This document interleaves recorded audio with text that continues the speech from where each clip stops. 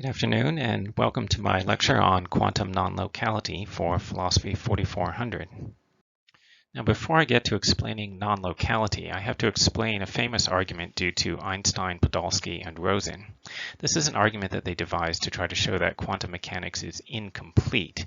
And what they meant by this was there are certain variables that would characterize the physical state of a system that are not represented in the quantum mechanical formalism.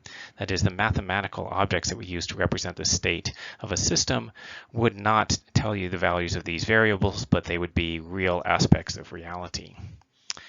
Okay, now to see why they thought that this was the case, consider a pair of electrons whose quantum state is what's represented here. So what this is it's a superposition of having the first electron being spin up and the second one being spin down, and the first one being spin down and the second one being spin up. So it's a state in which neither electron has a definite spin in the x direction. Each one could be either spin up or spin down with 50% probability if you measure it, but there's a definite fact that they have opposite spins. So if you do a measurement on the spins, they're definitely going to come out opposite of each other. Either the first one's up and the second one's down, or vice versa. But there's no way of predicting which one will happen. Okay, now notice that the right-hand side of this equation is, in fact, mathematically equivalent to this thing on the second line. So this pair of electrons would also be in a superposition of having y spin up for the first and y spin down for the second, and being y spin down for the first electron and y spin up for the second electron. Again, neither electron has a definite spin in either the x direction or the y direction, but they are guaranteed to have opposite spin according to the standard interpretation of quantum mechanics. Okay, now imagine that you take a pair of electrons that's in this state, and this is in fact a genuinely possible thing to do. There are physical processes that could produce electrons with a guaranteed zero spin total, but with no objective fact about which one is spin up and which one is spin down according to the Copenhagen interpretation. So you could produce a pair of electrons, and then you could send them away from each other in opposite directions. And then when they get far apart, you could measure the spin on each of the electrons. And whatever would happen, whichever outcome would occur, there's a 50% chance of this one being up and this one being down, and 50% chance of this one being down and this one being spin up. Now, EPR made the following kind of argument. So first, this is a premise. If it's possible to predict with certainty the outcome of a measurement on an object without disturbing the object, then there must exist an element of reality corresponding to that outcome. In other words, there must be some actual physical fact or physical property that the object has that explains why it would have a certain measurement outcome. And that physical fact must already exist because it's possible to predict what the outcome would be without disturbing the object. Second, it is possible to measure the spin, the x spin of the first electron when you have a system in the state characterized by that vector A without disturbing electron 2. And the reason for this is you could send the electrons far apart as described, and then you could measure the spin on one of them. And that shouldn't disturb the other electron. That shouldn't change the spin of the other electron because these things can be outside of each other's light cones. And Einstein was making this assumption, the locality assumption, that if you have events that are outside each other's light cones, then they can't affect one another. There's a good reason for this in the theory of relativity, which is that there's no objective time order to space-like separated events. That is, different reference frames will disagree on which came first and which came second. So there shouldn't be any causal connections possible between such separated events. So Einstein assumes that when you measure the spin of electron 1, that doesn't change the spin of electron 2, and yet you can predict with certainty what spin electron 2 will turn out to have. And that's the third step in this argument. And so therefore, if you have a pair of electrons in this quantum state, the second electron must already have a definite x spin at the beginning. It must have already had that before you did the measurement. But the state vector, the vector A that's representing the state of this pair of electrons, does not represent a definite x spin of electron 2 as we've discussed. And so therefore that means that the quantum mechanical description of reality must be incomplete. There must be a genuine fact of the matter about the spin of the electron, even though that's not represented by the formalism. All right, so here's the theory that EPR appeared to be advancing, that at the time the pair of electrons is produced, each electron must already have a definite spin state in every direction. And so not only a definite x spin, it must also have a definite y spin at the time you produce the pair, because you could do just exactly the same argument using y spin that you did using x spin. And in fact, you can do spin in any of infinitely many directions. You can measure spin. So x spin is spin in the 0 degree direction. Y spin is spin in the 90 degree direction. But you could also measure spin in the 45 degree direction or the 60 degree direction and so on. And you can give exactly the same kind of argument to conclude that there must already be a definite spin value in each of these directions at the time that the electrons are produced. Okay, now we have a well-defined, interesting question. Is this in fact a coherent theory that can be made consistent with the empirical predictions of quantum mechanics?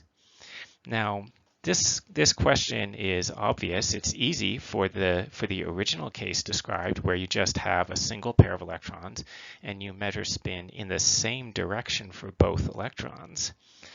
But what if we had a large collection of electron pairs? What if we just produced these pairs of electrons over and over again?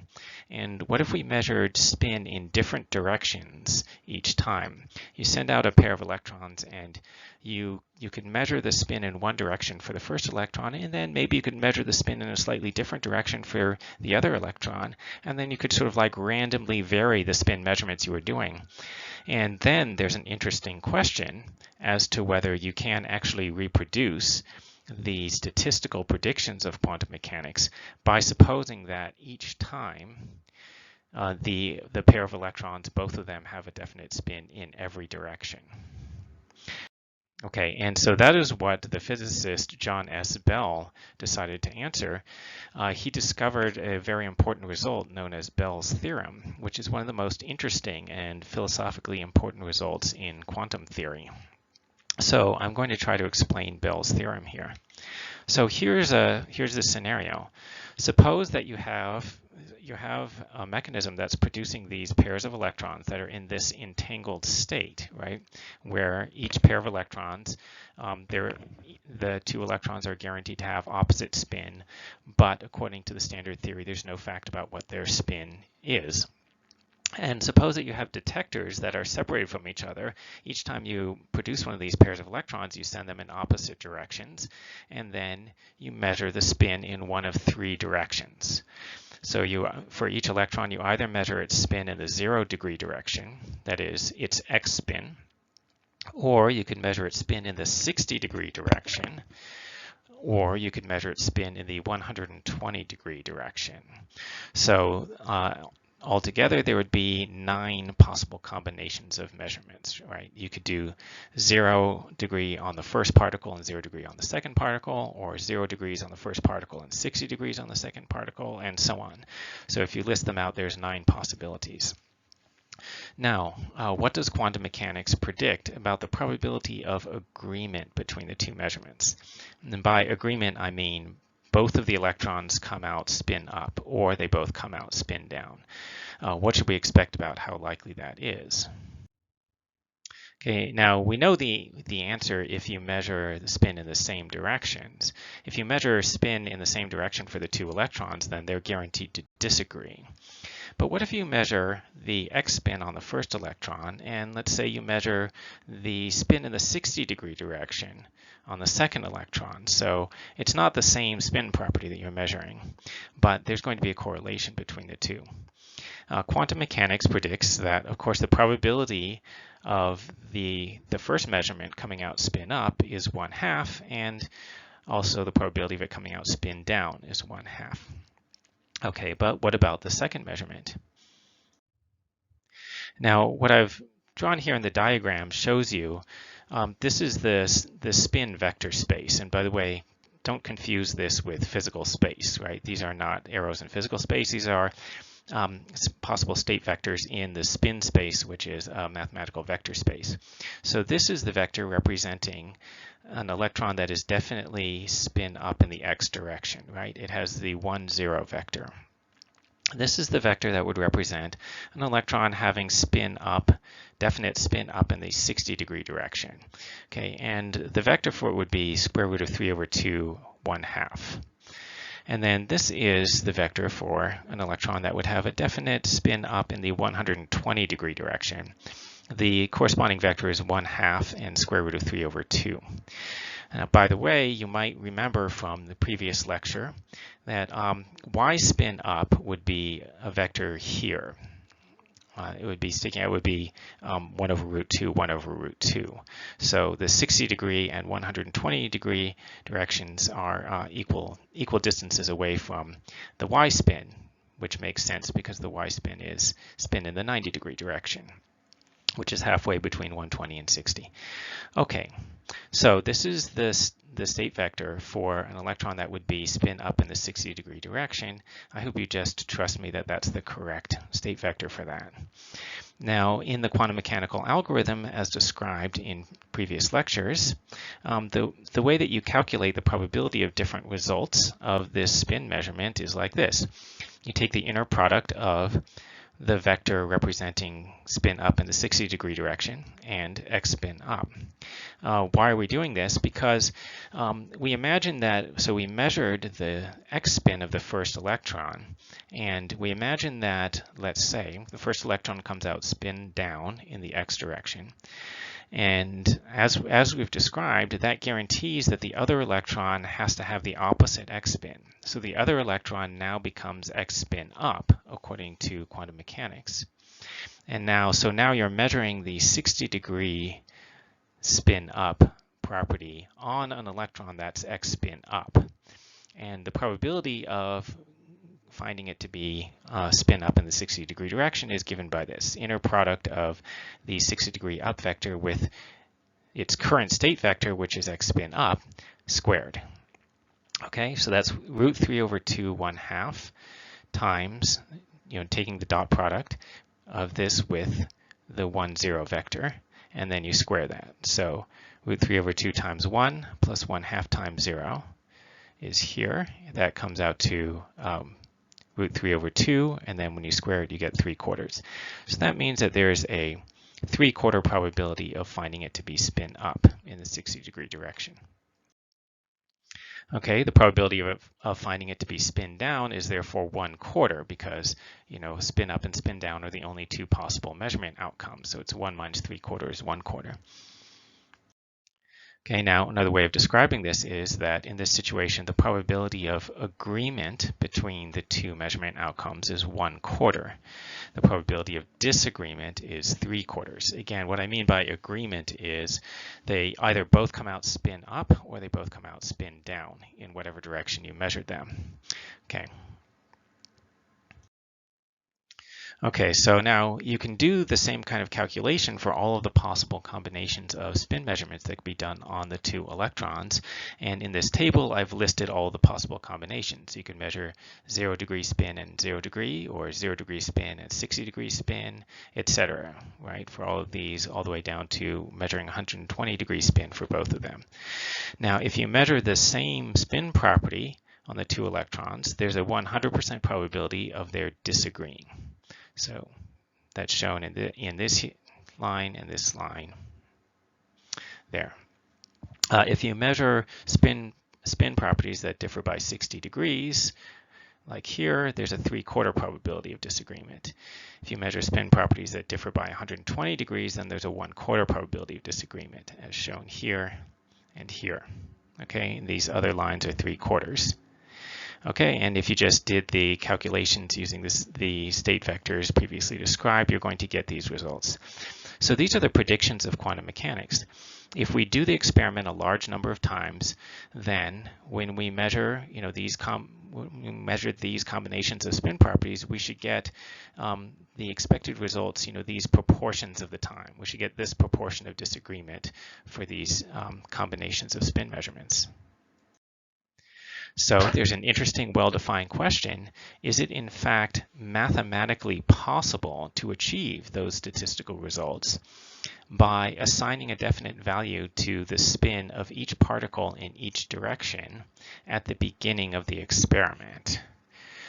Can you do that and get the results, or do you have to assume that measuring the spin on one electron changes the spin on the other one?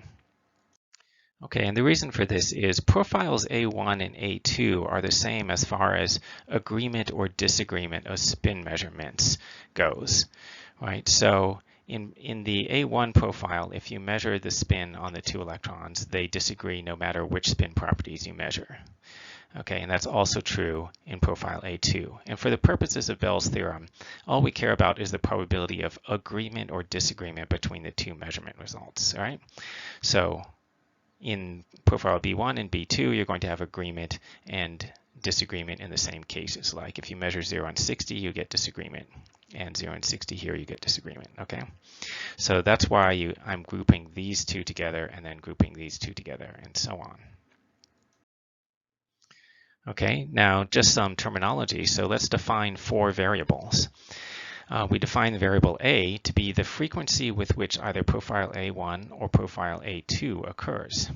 And B is the frequency with which one of these two, B1 or B2, occurs. And C is the frequency with which C1 or C2 occurs. And D is the frequency with which either D1 or D2 occurs. On each occasion, because we're supposing that each electron has a definite spin in every direction, on each occasion when you produce the pair of particles, one of these profiles has to obtain. One of them has to be the correct description of the spin properties for the two particles. Okay. So now, here are 4 equations that have to be true, given all the facts that we've said before. First, A plus B plus C plus D has to equal 1. And that's just because these are the only possibilities, right? So the frequency with which these different profiles occur has to add up to 100%. Second equation, A plus B has to equal 3/4. And why is that? That's because quantum mechanics predicts that if you measure the 0 degree and 60 degree spins for the two different electrons, there's a probability of disagreement of 3/4. And you get disagreement in profiles, in the A profiles and the B profiles. You would get agreement between the 0 and 60 degree spins if you're in profile C or profile D, right? Since the probability of disagreement when you measure 0 and 60 degrees is 3/4 according to quantum mechanics, that means that these two profiles, including that and that, have to occur a total of 3/4 of the time. By similar reasoning, A plus C has to be equal to 1/4. Okay, so that's because if you measure the 0 degree spin and the 120 degree spin, quantum mechanics predicts that you should find disagreement 1/4 of the time. And you would get disagreement in the A profile and the C profile. As you see here, A1, A2, C1, and C2 would have disagreement between the 0 and the 120 degree spins. In the other profiles, in the B and D profiles, if you measured 0 and 120 degree spins, you would get agreement. Okay, since quantum mechanics tells us that there has to be a 1/4 probability of disagreement when you do the 0 and 120, that means that the A profiles and C profiles combined have to occur 1/4 of the time. By similar reasoning, we can see that A plus D has to be equal to 3/4. Okay, that's because if you measure the 60 degree and 120 degree spins, there has to be a probability of 3/4 of getting disagreement by the predictions of quantum mechanics. And you get disagreement in the D profiles and the A profiles. You would get agreement if you were in the B or C. So that means that the A and D profiles together have to occur 3/4 of the time.